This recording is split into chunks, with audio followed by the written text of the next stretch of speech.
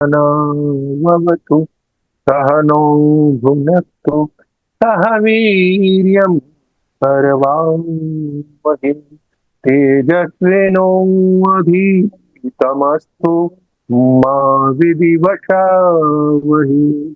शङ्करं शङ्कराचार्यं केशवं बादरायणं सूत्रभाष्यकृतौ वन्दे भगवन्तौ पुनः पुनः।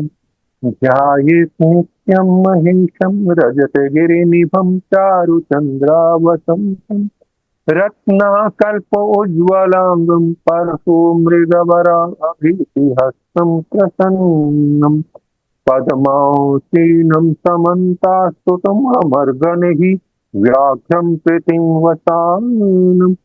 विश्वाद्यं विश्ववन्द्यं निखिलभारं पञ्चवक्त्रं त्रिनेत्रम्। ॐ नमः शिवाय। ॐ नमः शिवाय। ॐ नमः शिवाय।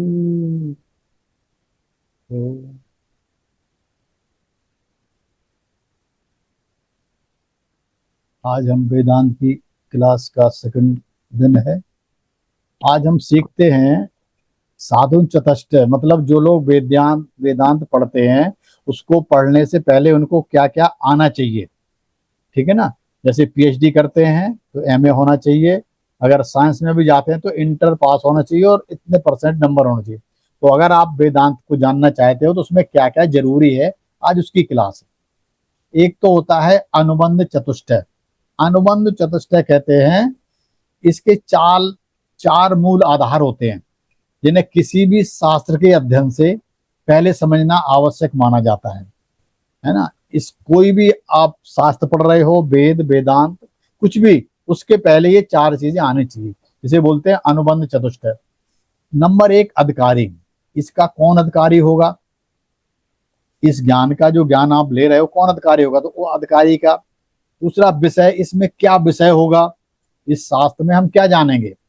और संबंध, तो शास्त्र का और उसके विषय का क्या संबंध है। प्रयोजन, इस ज्ञान को प्राप्त करने से क्या फल मिलेगा। चार चीजें होती हैं। तो पहले देखिए अधिकारी क्या होता है। अधिकारी का मतलब पात्र कौन है। वेदांत का अधिकारी वह साधक होता है जिसमें साधना चतुष्टय विकसित हो जाता है। तो इसके बाद हम साधना चतुष्टय बताएंगे। तो उसमें क्या होता है, चार चीजें होती है। नित्यानित्य वस्तु विवेक, मतलब विवेक होना चाहिए। दूसरा होता है वैराग्य। तीसरा सठ संबंधी। चौथा मुमुक्षु। उसके बाद अर्थात ऐसा समझो जो नश्वर और शाश्वत का विवेक रखता है कि ये चीज नष्ट होने वाली है, ये हमेशा रहेगी।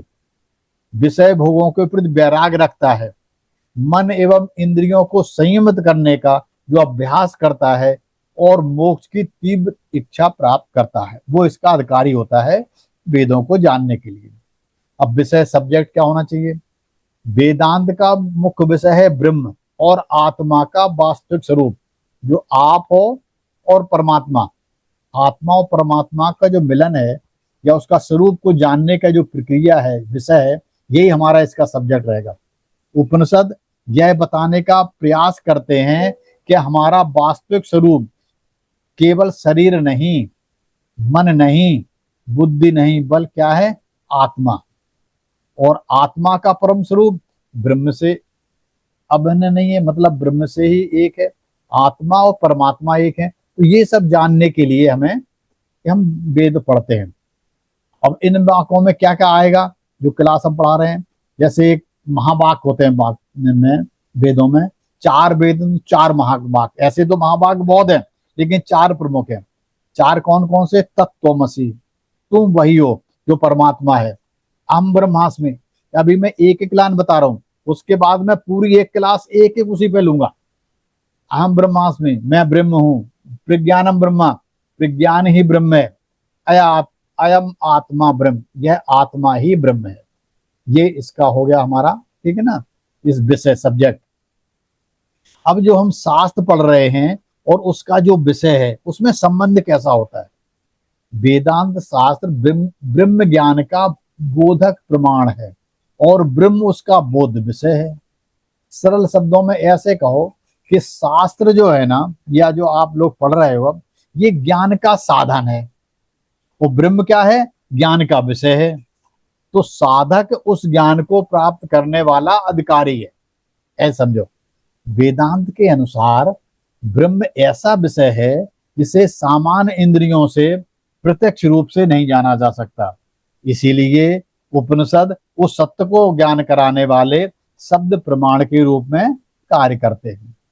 प्रयोजन का है, अगर हम इसको सीख लेंगे, जान लेंगे, क्या है? वेदांत अध्ययन का अंतिम प्रयोजन क्या है? सबसे पहले आत्मज्ञान, आपको अपने आत्मा का ज्ञान हो जाएगा। और आत्मा का ज्ञान कब होगा? उसके बाद जैसे ही आपको ज्ञान होगा, अविद्या का नाश होगा, अज्ञान का नाश हो जाएगा। और जब अज्ञान का नाश हो जाएगा तो बंधनों से मुक्ति मिल जाएगी।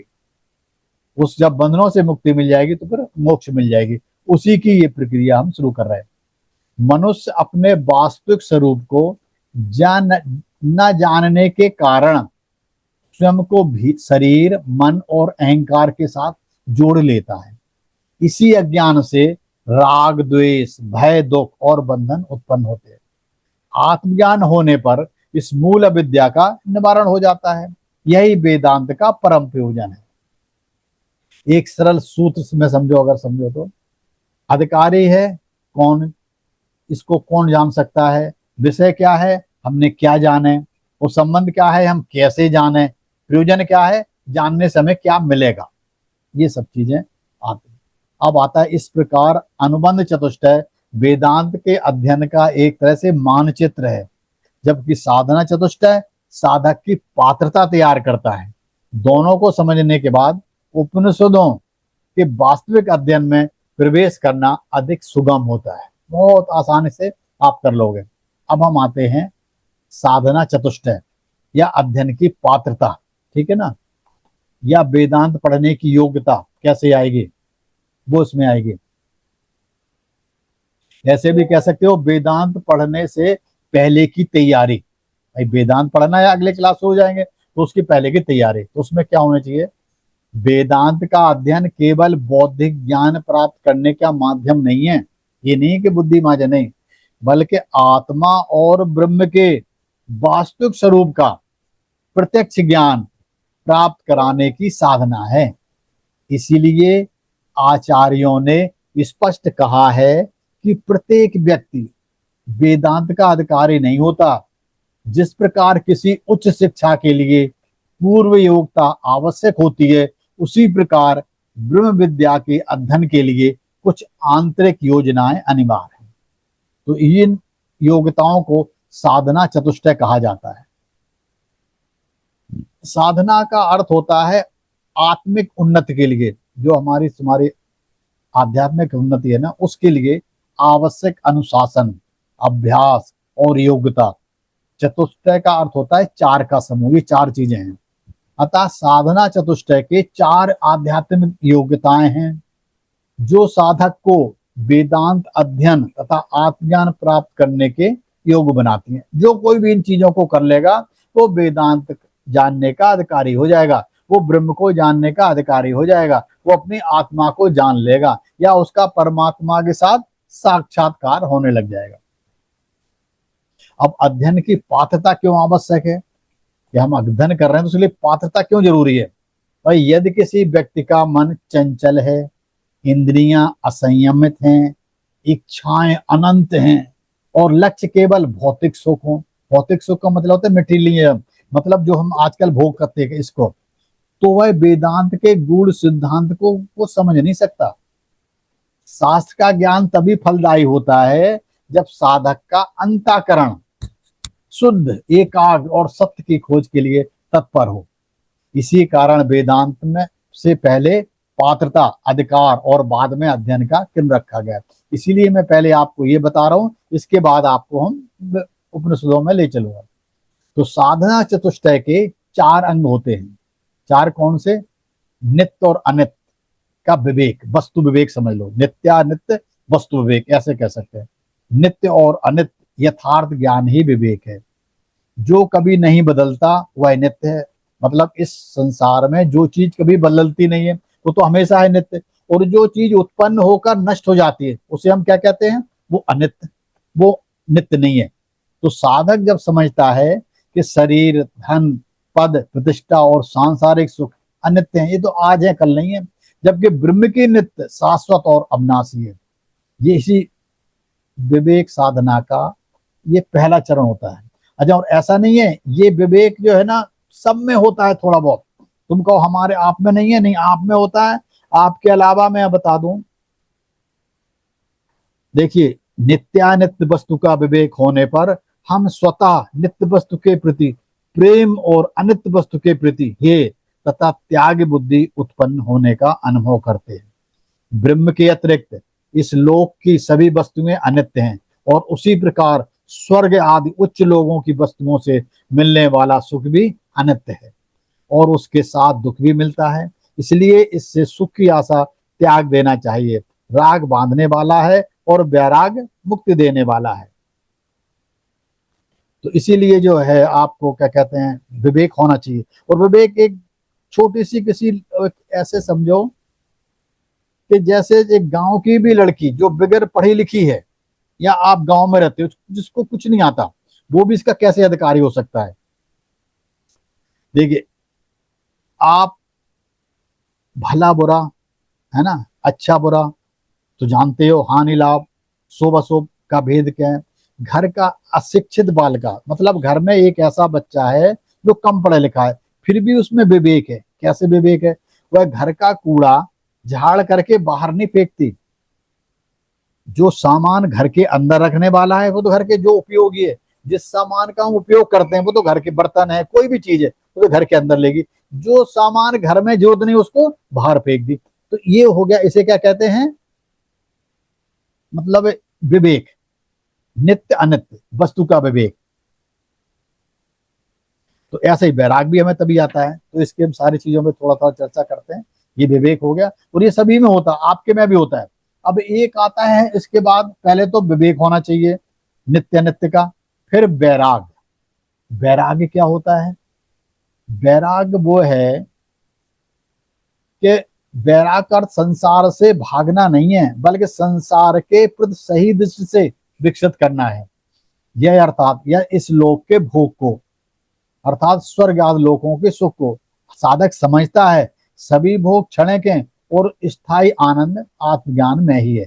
और एक वैराग की एक मैं बिल्कुल आपको बहुत अच्छी परिभाषा बता दूं, उसे बोलते हैं, जैसे कि आप खड़े हो कहीं पेड़ के नीचे, अभी आपको बहुत थोड़ा थोड़ा समझा रहा हूँ, दो दो लाइन बाद में समझो। पेड़ के नीचे खड़े और ऊपर से कोई पक्षी आपके ऊपर एक विष्ठा कर दे, तो आप क्या करोगे, इमीडिएट काग विष्ठा की तरह उसे हटा दोगे, नहीं नहीं हटाओ, कागज ले आओगे, बुलाओ, बिल्कुल उससे कोई मोह नहीं है। ऐसे ही दुनिया की सारी चीजों से जब तुम्हें ये मोह खत्म हो जाएगा, तब समझ लो आप ब्रह्म को जानने के अधिकारी बन गए। ठीक है, ये तो हो गया वैराग। अब होती है सठ संपत्ति। सठ का मतलब होता है छह, संपत्ति माने संपत्ति में। तो मन और इंद्रियों को साधने के लिए छह गुणों का विकास आवश्यक है। जो हमारे अंदर छह गुण है ना, उनका हम विकास करेंगे। उन पे हम एक लाइन बोल देता हूं, फिर बाद में बोलेंगे। पहला होता है सम। सम का मतलब होता है मन को शांत और नियंत्रित रखना, बिल्कुल मन को बिल्कुल शांत रखना। जैसे मन सूक्ष्म वस्तु का चिंतन करने में बाधक होता है, इसलिए इसे विचार पूर्वक नियंत्रण में लाने का प्रयास करना चाहिए। इसे इससे सफलता मिलने पर मन अपने बस में हो जाता है। जब उसे जहां लगाना चाहते हैं वहीं लगकर वह काम करता है। इसलिए मन पर नियंत्रण को हम कहते हैं सम। सेकंड होती है दमा। दम का मतलब क्या है, इंद्रियों का अनुशासन में रखना। जब इंद्रियां स्वतंत्र होकर विषयों में विचरण नहीं करती, मतलब अपने आप कहीं नहीं जाती, जब आप चाहोगे जब भी जाएंगे, वे मन के बस में रहती हैं, तो इसे हम दम कहते हैं।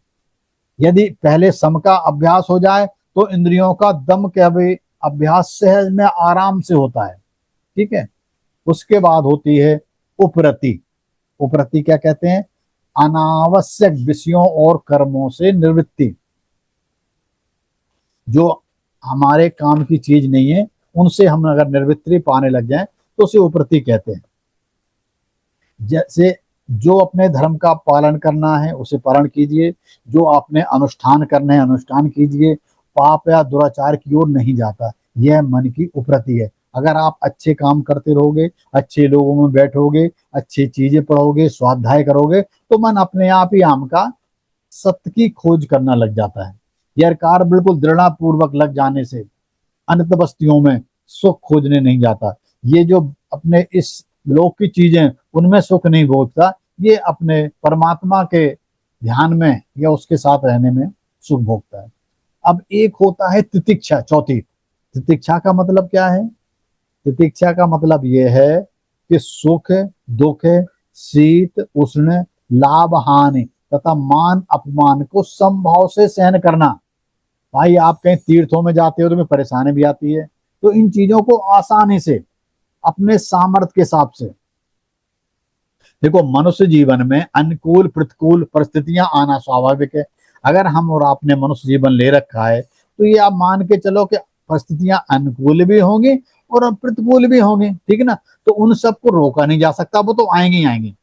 पर अपनी सामर्थ्य भर, अब मतलब जितनी हम में ताकत है, प्रतिकूल स्थिति का निवारण कर जो कुछ अनिवार्य हो जाता है उसे चिंता रहित शांत मन से सहन करने का अभ्यास होना चाहिए। अभ्यास से ये गुण बढ़ाया जा सकता है।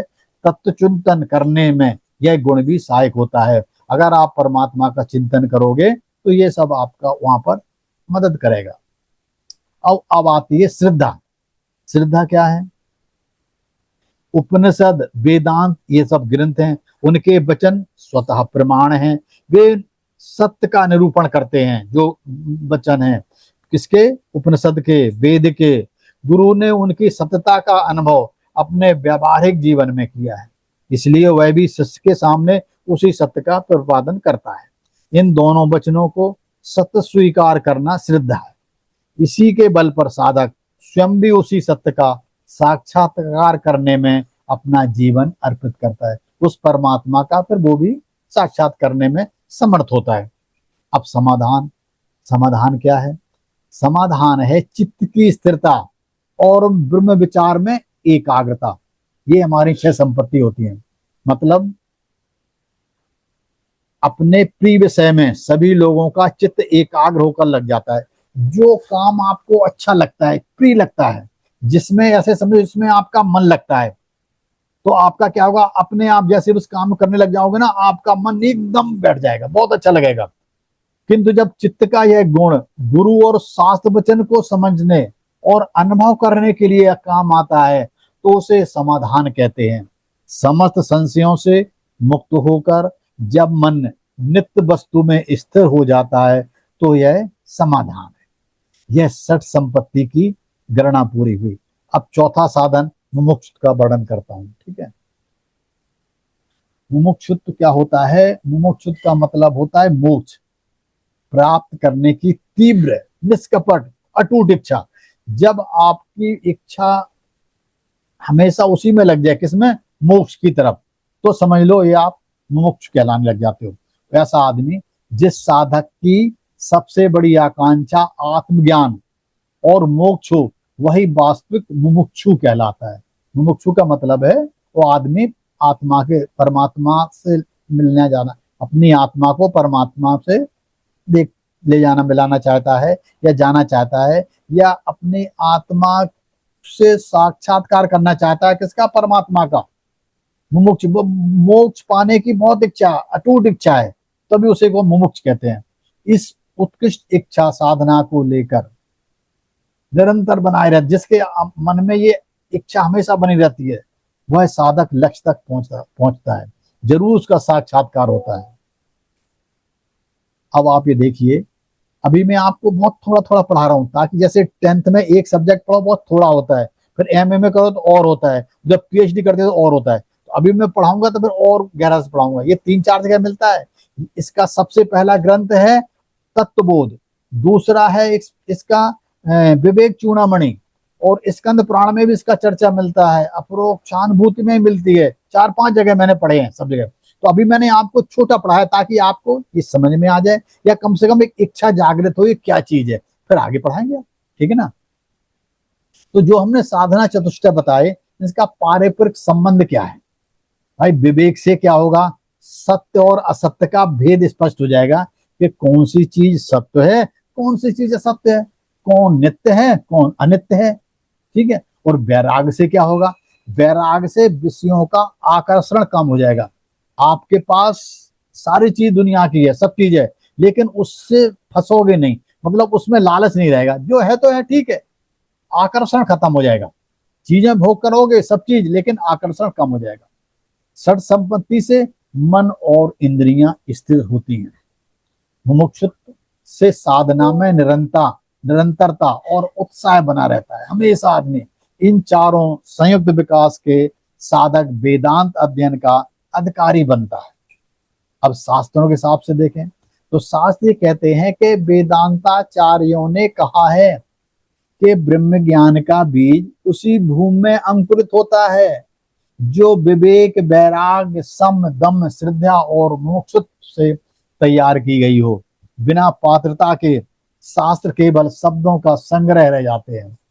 पात्रता होने पर वही शब्द आत्म साक्षात्कार का माध्यम बन जाते हैं। ये समझ लेना। अगर आप इन सब चीजों को नहीं जानोगे तो ये शास्त्रों के शब्द हैं, उपनिषदों के शब्द हैं, बिल्कुल ये संग्रह की तरह रह जाएंगे, आपने नोट कर रखे हैं, भरी पड़ी है। लेकिन अगर आपके अंदर पात्रता आ जाएगी तो यही शब्द आपको परमात्मा से आत्म साक्षात्कार करवाने का माध्यम बन जाएंगे। इसका निष्कर्ष यह है कि साधना चतुष्टय वेदांत का प्रवेश द्वार है, ठीक है ना। यह केवल 4 सिद्धांतों का समूह नहीं है, बल्कि साधक के व्यक्तिगत का आंतरिक रूपांतरण है। आपके अंदर का शरीर, अंदर के जो है अंतःकरण बिल्कुल बदल जाएगा, परमात्मा की तरफ चला जाएगा। आपका संसार को देखने का तरीका बदल जाएगा। जब विवेक, वैराग, सठ सम्मति और मोक्ष जीवन में स्थापित हो जाते हैं ना, तब वेदांत का अध्ययन ज्ञान से आगे बढ़कर अनुभव का विषय बन जाता है। अभी तुम्हें पढ़ा रहा हूं, आप लोग लिख रहे हो हैं या बाद में लिखना, इससे आप ज्ञान बढ़ा रहे हो। जब ये ज्ञान थोड़ा और आगे बढ़ जाएगा ना, फिर ये आपको अनुभव में आने लग जाएगा। जब ये अनुभव का विषय बन जाए, समझ लो आपके अंदर अध्ययन की वास्तविक पात्रता आ गई है, ठीक है ना। तो इसका ये मेन ये है कि आज की क्लास का कि साधना चतुष्टय वेदांत का प्रवेश द्वार है। मतलब वेदांत अगर आपने पढ़ने हैं तो ये गेट खोलना पड़ेगा, तभी आप अंदर जाओगे। और अंदर जाओगे तो क्या मिलेगा? आपके अंदर अविद्या का नाश हो जाएगा, आत्मज्ञानी की प्राप्त होगी और मोक्ष को प्राप्त होगी। यही इसकी मेहता साहब प्रेयर करते हैं। न तत्र सूर्यो भाति न चन्द्रतारकम् नेमा विद्युतो भान्ति कुतो यमग्निः तमेव भान्तम् अनुभाति सर्वम् तस्य भासा सर्वमिदं विभाति। ॐ पूर्णमदा पूर्णमिदं पूर्णात् पूर्णमुदच्यते पूर्णस्य पूर्णमादाय पूर्णमेवावशिष्यते। ॐ शान्ति शान्ति शान्ति। हाँ जी, कैसा लगा? ये वेदांत पढ़ने की तैयारी है। तो आप लोगों को अभी मैं वो उपनिषद पढ़ाऊंगा